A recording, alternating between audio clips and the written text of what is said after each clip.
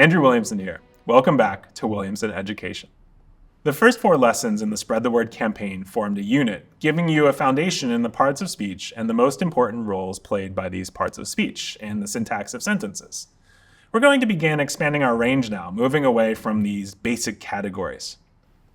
The topic of today's lesson is persons. Now, if that sounds a bit funny, perhaps it's supposed to be that way.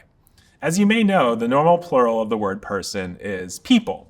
An irregular plural formation, yes, but a relatively commonly used one. Today we're not talking about people, though. We're not talking about groups of individuals gathered at parties or in classes or at restaurants. Instead, we're talking about persons in the grammatical sense of the term. We're talking about different perspectives from which sentences might be written.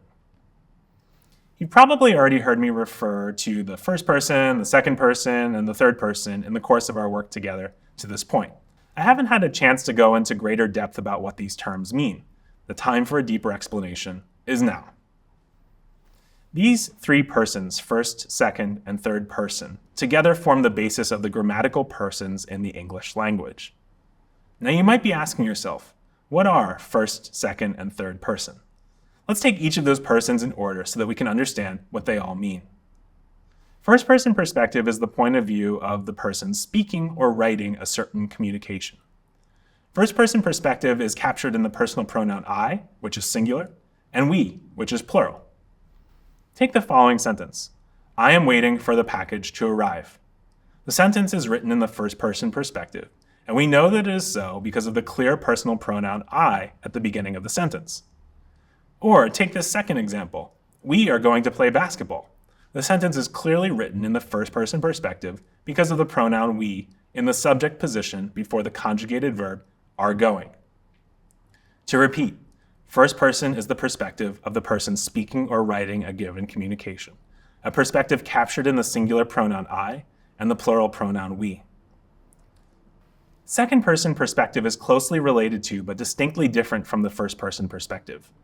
If first person perspective is the point of view of the person speaking or writing a certain phrase or sentence, second person perspective is the point of view of the person who is being addressed by those words.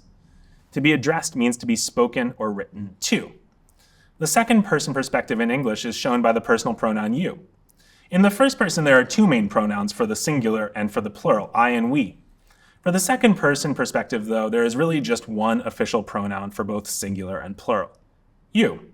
For example, consider the following sentence. You are going to need your raincoat. The sentence is clearly written in the second person perspective since it begins with the pronoun you in the subject position before the conjugated verb are going. As I have mentioned, there is really just one official second person personal pronoun in English, you. That said, speakers of English have come up with many inventive solutions to the problem of how to speak to groups of people. If you're from the United States, where I'm from, maybe you've used the phrase you guys to refer to individuals who number more than 1. Or if you're from the southern United States, maybe you've used the phrase y'all, short for you all. There are even more specific solutions too. In Pittsburgh, a city in the western region of my home state of Pennsylvania, speakers will frequently use the pronoun yins to address groups of people. You aren't likely to hear that last pronoun yins in the course of your travels in the English-speaking world. But I mention it just to give you a sense of the fact that English has some interesting and curious regional variations. So to review, the first person captures the point of view of the person speaking or writing, while the second person captures the point of view of the person being spoken or written to. What then is the third person perspective? The third person is a point of view that captures the perspective of any other person referred to by a first and second person. The third person perspective is typically expressed in the singular pronouns he and she, and the plural pronoun they. Consider the following sentence. She likes to study math. With the pronoun she in the subject position of the sentence, the perspective is clearly third person.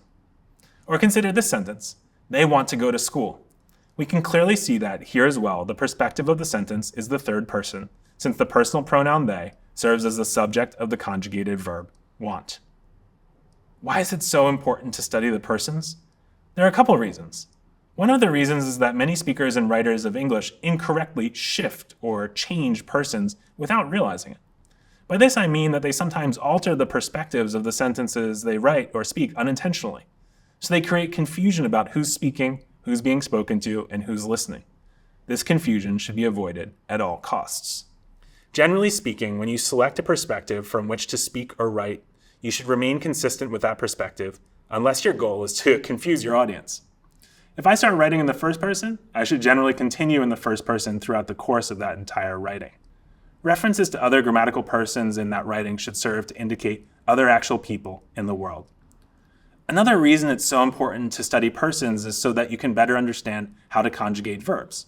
As I have already mentioned, the first and third person perspectives both have different singular and plural forms. The importance of this distinction is that you, as a speaker and writer of these sentences and these perspectives, need to make decisions about how and whether to conjugate the verbs attached to these personal pronouns in the singular or plural form. You have to know whether your personal pronoun is singular or plural so that you can make correct decisions about the verbs conjugated for these subjects. When you're deciding whether to use a singular or plural form for a verb, it is helpful to know whether you are writing with the singular pronouns he and she or the plural pronoun they.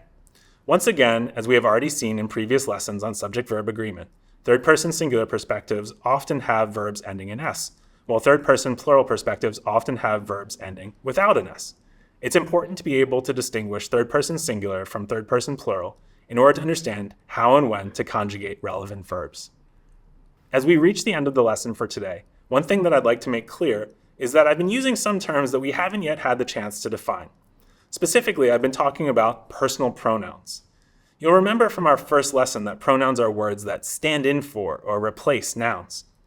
Personal pronouns are pronouns that refer specifically to people. They're interesting because they don't necessarily need a noun to come earlier in a sentence or paragraph to replace.